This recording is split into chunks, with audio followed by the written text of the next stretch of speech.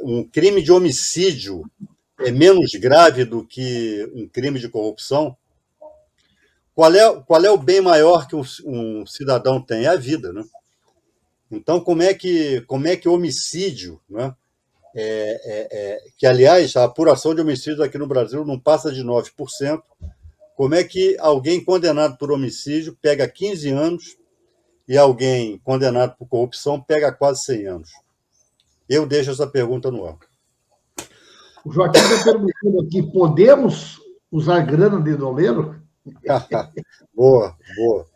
Agora, Boa Vadir, essa Lava Jato, assim, a gente que acompanhou muito esse processo, existem muitos fios desencapados, gente. Um deles é aquele famoso episódio do Dário Messer,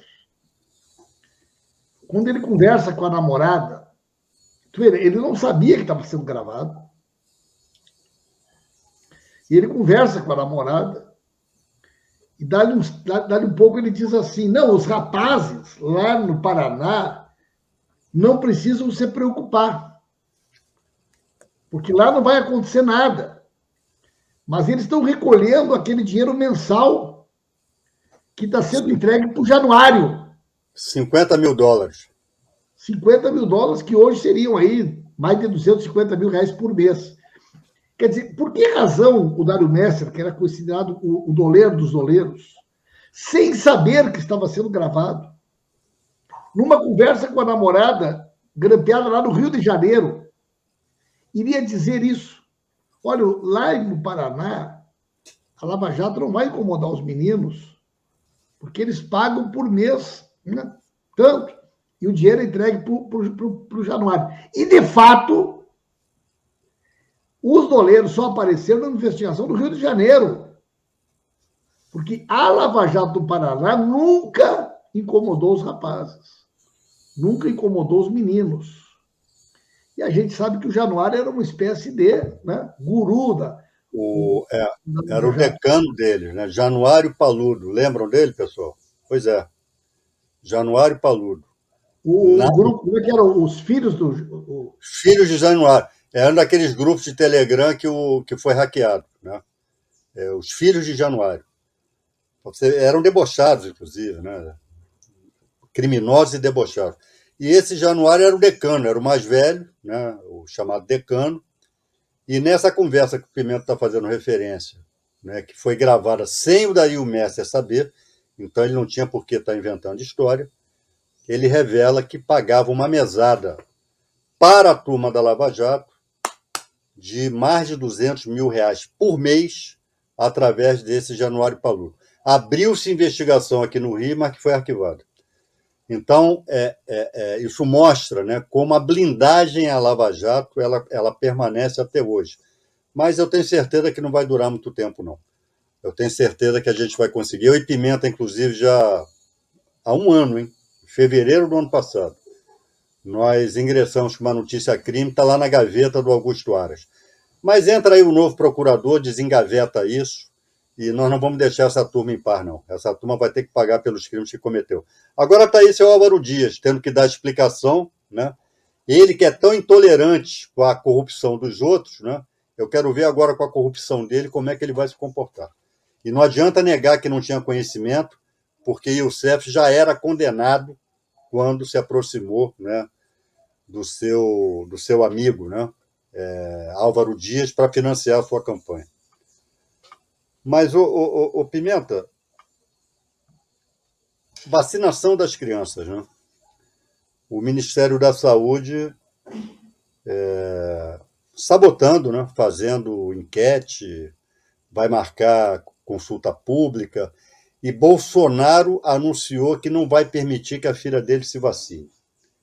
Pessoal, pai e mãe podem impedir que filho se vacine, criança no caso, né? Um filho menor de idade, menor de 11 anos, né? Pode ser impedido o filho ou a filha, né, de se vacinar? Alguém aqui pode me responder, pode, tanto que criança não pode celebrar, por exemplo, contrato de compra e venda. Resposta errada. No caso de criança e adolescente. A vacina é um direito subjetivo exclusivo da criança e do adolescente. Os pais não tutelam seus filhos nessa esfera. O que pode acontecer com o Bolsonaro? O Ministério Público determinar que a menina seja vacinada. Bolsonaro não pode impedir que a filha dele seja vacinada. Artigo 14 do Estatuto da Criança e do Adolescente. Não é isso, Pimenta?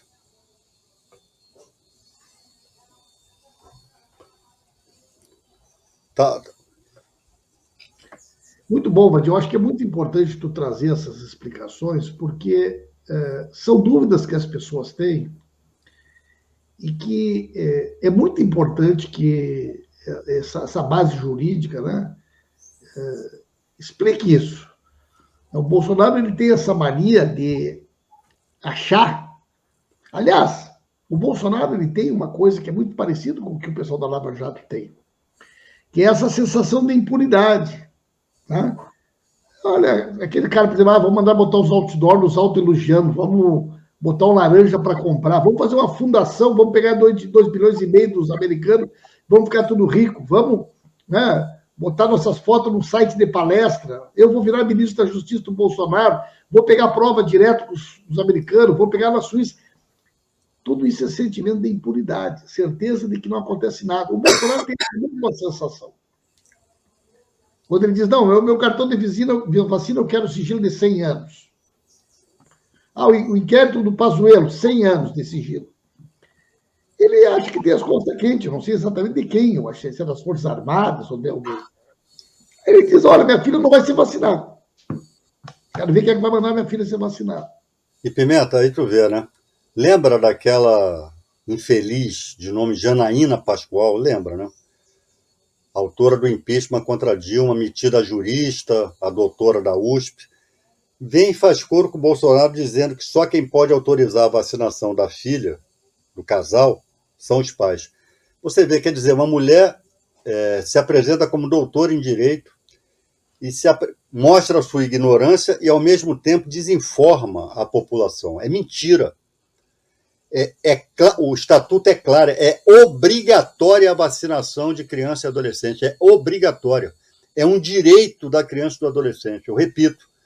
Isto aí, eles não são representados pelo pai. Ao pai e à mãe cabe a tarefa de levar ao posto de saúde. Seria mais ou menos como o negócio que o ensino é obrigatório, que o pai, por exemplo, não pode, claro. O pai não pode se negar a botar o filho na escola.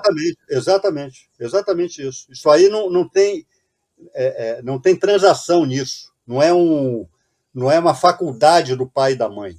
Eu não vou botar meu filho para estudar. Não pode, é crime do pai. É crime, exatamente. Não vou vacinar meus filhos. Crime do pai. A mesma coisa da vacinação. Então, Pimenta, eu acho que a gente devia pensar numa medida, uma representação ao Ministério Público, né? Que o Ministério Público pode e deve ingressar com ação civil pública para obrigar a vacinação da filha de Bolsonaro. Seria a desmoralização suprema de Bolsonaro. O Conselho Tutelar poderia agir, está nos dizendo. O Conselho Tutelar. A Lúcia Espínola, o Conselho Tutelar poderia agir. Né? Exatamente. Agora, mas repetindo, pessoal, né? Direito das crianças. Nossa amiga Leonor, ela traz uma questão interessante aqui, porque o que vai acabar acontecendo? Vai acabar acontecendo que as escolas vão passar a exigir carteira de vacinação. Como é exigido, gente? Quando tu vai matricular uma criança na escola, tu tem que apresentar um cartão de vacina. BCG, tríplice, meningite. Claro, porque a criança não vacinar, além dela colocar em risco, a família colocar em risco a vida da criança, a criança não vacinada ela é um vetor de transmissão de doença para outras pessoas. Se eu não estou enganado, né? Quando eu tive que matricular minhas crianças em colégio, era exigido o cartão de vacinação, viu, Vadir? Se eu não estou enganado. Não está enganado, não. É exigido. Eu acho que era exigido, sim. E por que com o Covid vai ser diferente? Ainda mais um vírus altamente transmissível como é a Covid e suas variantes. Né? Isso não tem cabimento. E o pessoal tem que entender, Pimenta, todo mundo, todos nós, liberdade individual tem seu limite. Eu não posso exercer a minha chamada liberdade individual se o exercício dessa liberdade... A filha dele vai para o colégio militar. Quer dizer, será que o colégio vai aceitar uma criança que não se vacinou para fazer? Eu duvido que não seja exigido, cara. No colégio Claro, é exigida a matrícula, tia. claro que é. Então não existe essa história de liberdade individual no que diz respeito à doença, se a doença é transmissível. Se o sujeito, sei lá, tem um câncer de próstata, tem uma doença qualquer, que é uma doença crônica, é uma doença dele, que não é transmissível, e ele resolver morrer da doença, é uma atitude individual que vai ter que ser respeitada. Agora, se o sujeito tem uma doença que pode ser transmitida para outra, ele não tem esse direito, não. Ele tem que se tratar e tem que tomar os cuidados que a autoridade pública determina que tome e tem que se vacinar no caso de vírus. Olha que interessante essa postagem do Donizete, Vadir. É um dos requisitos para o Bolsa Família que o Bozo mudou para Auxílio Brasil. É verdade. Cartão de vacinação em dia. Cartão de vacinação em dia. Ou seja, a família que quer ter benefícios do governo tem que mostrar que está cuidando das obrigações para com os filhos. Né? É isso. Então, pessoal, essa história de liberdade individual, né, que é muito usada como argumento dos negacionistas lá nos Estados Unidos e na Europa, que Bolsonaro tentou repetir aqui, isso não existe. Não existe liberdade individual diante do direito coletivo. A vida, a saúde, a integridade física, isso não existe. Então, pode-se decretar a obrigatoriedade da vacina? Pode-se, deve-se. É obrigatório. Para a criança, é obrigatório. Bolsonaro não pode dispor sobre isso. É direito indisponível das crianças e dos adolescentes. Pouco importa se a menina é filha dele ou se não é. O pátrio poder dele não vai a esse ponto de praticamente condenar a menina à morte. Vou fazer com que a menina seja um vetor de transmissão do vírus. Agora, Pimenta, a gente até tratou disso ontem, né? Mas é um assunto importante que ainda diz respeito a Sérgio Moro. Está sendo investigado, né, pelo TCU. Está sendo investigado. Aquela consultoria que o empregou, né, lá nos Estados Unidos, onde ele ganhou rios de dinheiro. Vocês devem lembrar, essa consultoria, Alvarez, sei lá o quê, é que cuida da recuperação judicial das empresas OAS, Odebrecht, né, da Lava Jato, que o Moro quebrou. E agora o TCU quer saber quanto o Moro ganhou, em que época ganhou, né, e como é que se deu essa contratação. Se o TCU chegar à conclusão de que havia conflito de interesses, Moro está enredado. Moro vai estar enredado. Vai responder a processo. E havia conflito de interesses evidente. Ele está se defendendo dizendo o seguinte, que se é atividade privada dele, Pimenta. É assim que ele está dizendo. Não. Isso é um contrato na esfera privada. Ele investigou as palestras do Lula, não era? Exatamente. Então, ninguém tem nada a ver com isso. Pessoal, mentira. E por que é mentira? Moro é ainda pessoa politicamente exposta, tecnicamente falando. Por quê? Porque ele ocupou cargo público nos últimos 5 anos. E uma pessoa politicamente exposta, como Pimenta, por exemplo, Pimenta é deputado federal. Eu ainda sou. Né? Eu ocupei cargo público há menos de 5 anos.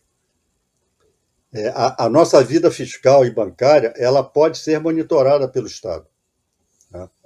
Pela Receita, né? Pelo Banco Central. Então, não tem legalidade nenhuma no que está acontecendo com o Moro. Ele pode e deve ser investigado. E eu tenho certeza de que essa investigação vai chegar à conclusão, Pimenta, de que tinha conflito de interesse aí. Ele não poderia ter aceitado esse emprego. E ganhou rios de dinheiro. Tu está acompanhando esse caso, né?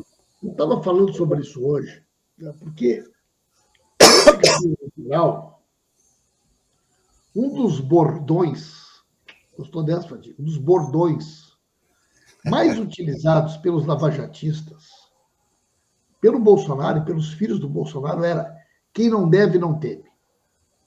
Quem não deve não teme. Eles enchiam a boca para falar o quem não deve não teme. Falavam num tom agressivo, né? Num tom.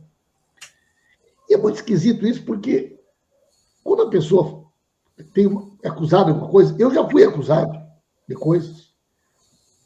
O que eu quero? Eu quero que o inquérito conclua logo para que a minha inocência fique provada. Acuso o Vadir de alguma coisa que ele não fez. Qual é o interesse do Vadir? Que o inquérito seja concluído logo. Aí o Dallagnol tinha uma representação contra ele no Conselho Nacional do Ministério Público sobre o PowerPoint. Foi adiada, Vadir, foi adiada 46 vezes. 46 vezes o Dallagnol conseguiu adiar, tirar de pauta, para que ela fosse arquivada, prescreveu sem investigar. Por que o Dallagnol não quis que fosse investigado? Por que o Bolsonaro nunca deixou que o inquérito do Queiroz pudesse andar, que o inquérito dos filhos dele, que a quebra do sigilo do Queiroz, que a quebra do sigilo do Carlos... Gente, se tu acha que tu é inocente, a justiça quer a quebra do teu sigilo, tu mesmo vai lá, te antecipa, entrega, pode olhar aqui também as contas. Por que o Sérgio Moro, porque uma coisa era juiz, depois virou ministro da Justiça, é político. Agora é candidato a presidente da República. Por que o Sérgio Moro não pega e diz, ó, gente, tá aqui, ó, tá aqui meus rendimentos, certo? Eu fui juiz, fui ministro da Justiça, para quem eu trabalhei está aqui, ó, tá aqui quanto eu ganhei, não tenho nada a esconder, minha vida é um livro aberto, quero ser presidente da República, quero ser candidato, não vou esconder nada aí. Por que o cara não faz isso? Por que o Dallagnol não faz isso? Agora ele está dizendo que é uma ofensa, que é uma agressão, o Tribunal do Contas exigir que ele informe quanto que ele ganhou de empresas que ganharam dinheiro por causa da Lava Jato, gente. O que é isso, gente? Quer dizer, o cara está ganhando dinheiro de empresas, de escritórios de advocacia, que enriqueceram por causa da Lava Jato. Ele era o juiz da Lava Jato. Contratam ele e ele acha que é uma coisa normal, que é uma coisa natural, que nós temos que aceitar, sem questionar sequer quanto que ele ganhou. O cara está de brincadeira, Fatih. O cara está de brincadeira. Pimenta, o que no direito americano se chama de porta giratória, né? Então, o cara ele sai do serviço público, vai para a iniciativa privada, só que numa atividade ligada à atividade pública anterior. Ou seja, caracterizando claramente conflito de interesse. Então, o Moro não poderia ter feito isso, ele não poderia ter aceitado esse emprego. Ele não poderia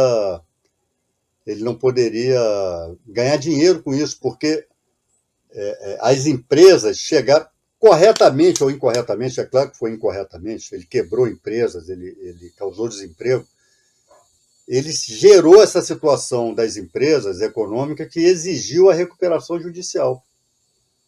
Então, como é que ele vai se beneficiar com o dinheiro dessas próprias empresas que estão em recuperação judicial?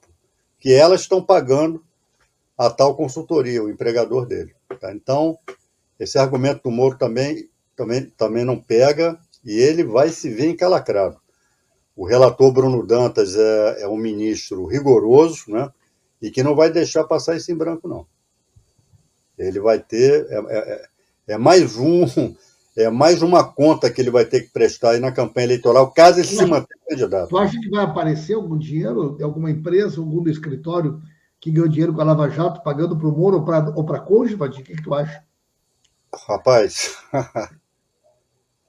é o ministro Lewandowski que decretou, rapaz, o sigilo dos diálogos, né?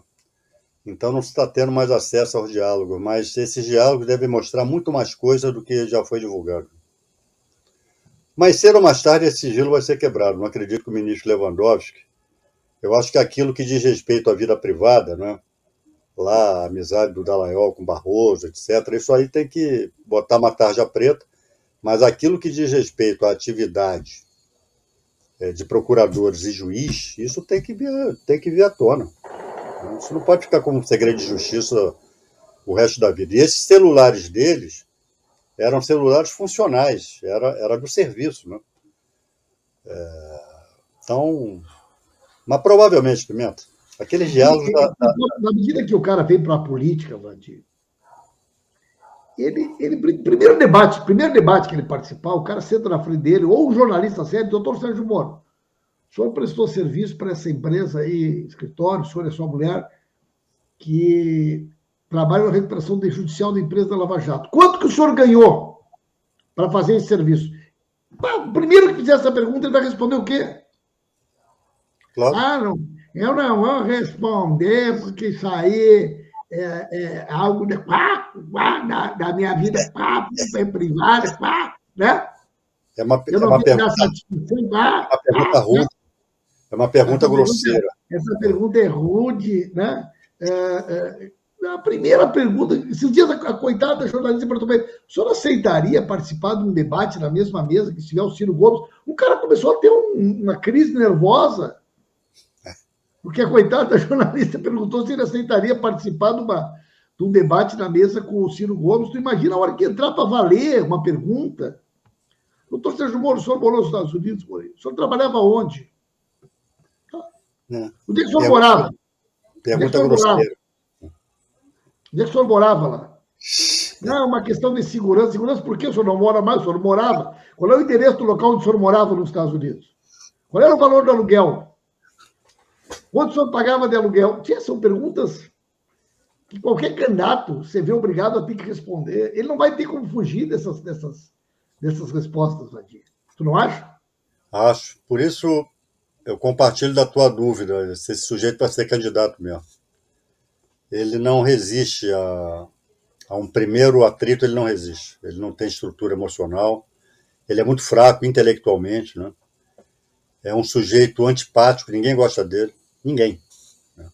Mesmo os aliados sabem que ele não merece confiança, ele é desonesto. Então, é um sujeito que não tem... Esse sujeito, ele vai ter uma passagem relâmpago pela política. Né? Ele não fica muito tempo na política. A política vai botar ele para fora. Está vendo? Os marqueteiros. Nenhum marqueteiro está aceitando ser contratado por ele. Se ele conseguir alguém aí, vai ser alguém... Se a pessoa tiver alguma CPI no próximo Congresso para investigar Lava Jato... eu quero ser o relator. Eu quero ser o relator. E a gente poder interrogar o Moro, interrogar o Dallagnol sem a proteção da toga. Imagina ele sentado e a gente podendo fazer pergunta para ele sem a proteção da toga, sem aquele esquema que eles tinham de segurança, de proteção. Eu queria que o Moro concorresse a deputado, para pegar ele no plenário, debate com ele no plenário. Esse Dallagnol eu só estou esperando o Dallagnol. Né? Eu também. Eu quero voltar lá especialmente por isso. Não sei nem se vai concorrer mesmo, se vai ser eleger. A gente mandaria uma partida de fraldas lá para eles, né? Para eles poderem participar da sessão. Mas, Vadir, um cara desse não participa. Lembra o que aconteceu com o filho do Bolsonaro, cara? O filho do Bolsonaro inventou de ser candidato a prefeito do Rio de Janeiro, foi para um debate, né? Na televisão, o Flávio. A Jandira era candidata a prefeita. E começou o debate na televisão, que ele inventou a ideia, dali um pouco ele começou a sacudir daqui, sacudir dali, né? E desmaiou. Eu não sei, né? Reza a lenda que o estúdio, geralmente o estúdio é um lugar hermeticamente fechado, olha que boa essa, hermeticamente fechado, portanto não entra o ar, não entra e o ar não sai, e o estúdio começou a ser tomado por um intenso mau cheiro. E a hora que a Jandira, que é médica, chegou para atender o meliante, ele não deixava a Jandira chegar perto dele, mas não é porque ela era médica, porque ela era mulher, porque ele estava com uma calça clara, com uma calça branca, e tinha uma marca diferente da calça que revelava, né? Isso foi um debate para prefeito do Rio de Janeiro. Tu imagina o Moro, Dallagnol, o Bolsonaro num debate com com o Lula, Vatinho?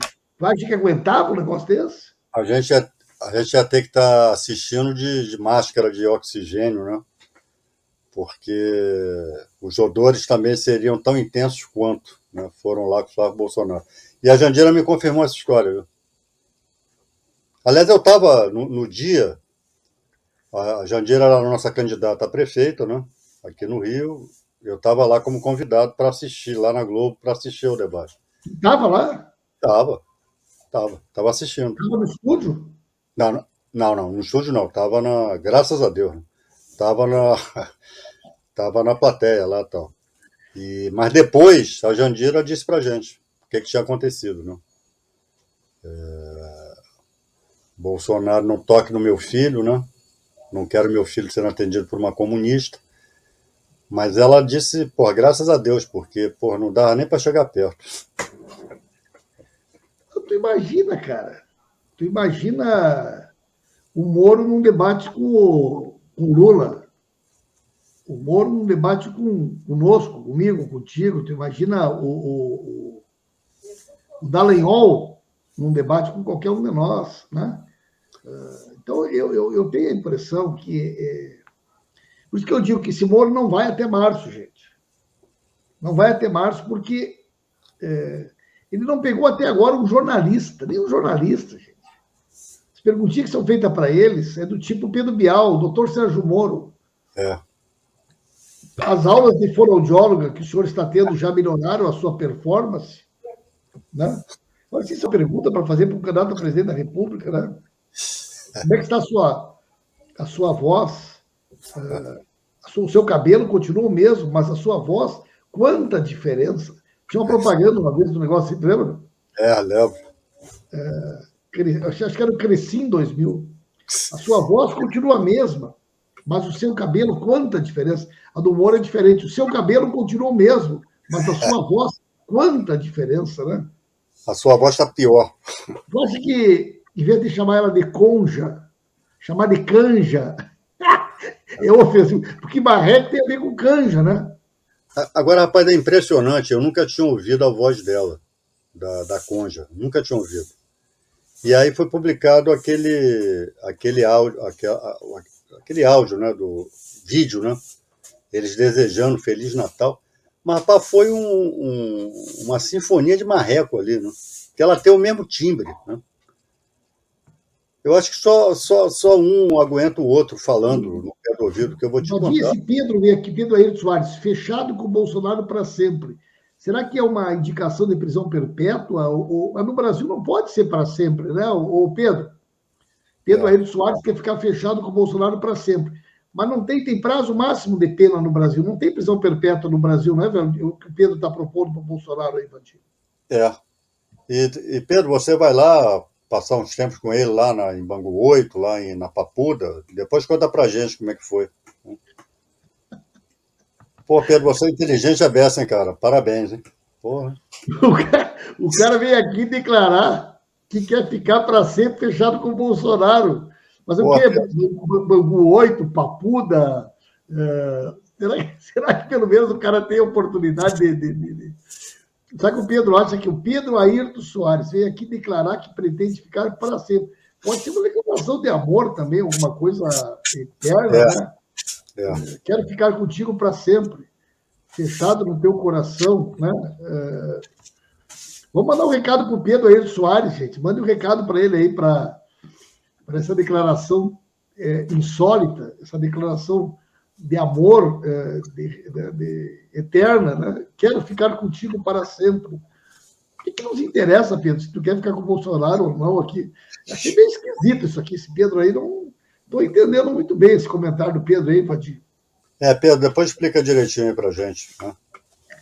Mas, enfim, gosto não se discute, né? Quer ficar com ele trancado lá dentro, fica, pô. Isso não é problema não. Queria ver ele ficar com ele naquele período que ele teve que fazer aquele procedimento. Ele estava com problema. É verdade. A Pimenta, a gente já falou bastante, mas, rapaz, causa indignação, né, rapaz? A Bahia, povo baiano passando o que está passando. e esse sujeito surfando lá em Santa Catarina, né? Esse sujeito andando de jet ski. E é por isso que ontem aquela hashtag Bolsonaro vagabundo explodiu no Twitter, né? Vagabundo no sentido. Você pode chamar Bolsonaro de vagabundo no mais diversos sentidos, mas o sentido de ontem era exatamente o sentido de quem não trabalha, né? De quem não cumpre com as suas obrigações. Pimenta ontem estava lembrando, a agenda dele está sempre em branco. Quando não tem motociata, ele não tem o que fazer. Então, nenhuma palavra, rapaz, de empatia, nenhuma palavra de solidariedade, nada. Nada, rigorosamente nada. Eu vi uma declaração do Bolsonaro ontem que ele disse assim: espero não ter que suspender minhas férias. E eu vi uma matéria da Dilma, onde ela escreveu assim: Dilma suspende as férias para visitar Minas Gerais atendida pela chuva. Quer dizer, enquanto a presidenta Dilma, né, decidiu, na época, e sempre o Lula fez isso, pararam tudo que tinham para fazer para ir visitar. Para o Bolsonaro, a declaração do Bolsonaro é: espero não ter que interromper as minhas férias. Férias do quê, gente? Férias é um descanso merecido para alguém que trabalhou durante o ano. Agora, férias do que esse cara quer tirar, Vadia? O cara não fez nada o ano inteiro. Não, é inacreditável, rapaz. Por isso está todo mundo contando já no calendário, contando nos dedos, quando vai chegar o dia da eleição para votar em Lula e a gente se livrar do vírus, se livrar do verme, não? Porque isso é um verme. Esse sujeito não tem condição moral, não tem condição nenhuma de governar o Brasil, não. Sujeito que odeia o povo, que hostiliza o povo, que desrespeita, que debocha, não? Enfim. Mas, Pimenta, tem mais alguma coisa aí? Tem uma pessoa perguntando aqui: e vocês foram lá apoiar as pessoas vítimas da enchente? Mas, gente, eu não sou presidente da República, Eu, nem o Vadia. Agora, o cara, em vez de responder, eu pergunto: por que o Bolsonaro não foi lá? O cara me responde: e tu foi? Vocês foram? Tu e o Vadir foram lá prestar solidariedade? O que é isso, gente? Né? É que nem aquela história: a gente faz uma pergunta para o cara e o cara tá, mas e os filhos do Lula? Né? E o Lula, né? Como se. Né? Então, a pergunta foi: quando a gente perguntava por que o Bolsonaro não foi lá visitar, as pessoas respondem aqui para nós, os doidos: e vocês foram? Eu vou te dizer uma coisa. o que está se cobrando é que o presidente da República cumpra com as suas obrigações. É isso que está se cobrando aqui. Nós não somos presidente da República.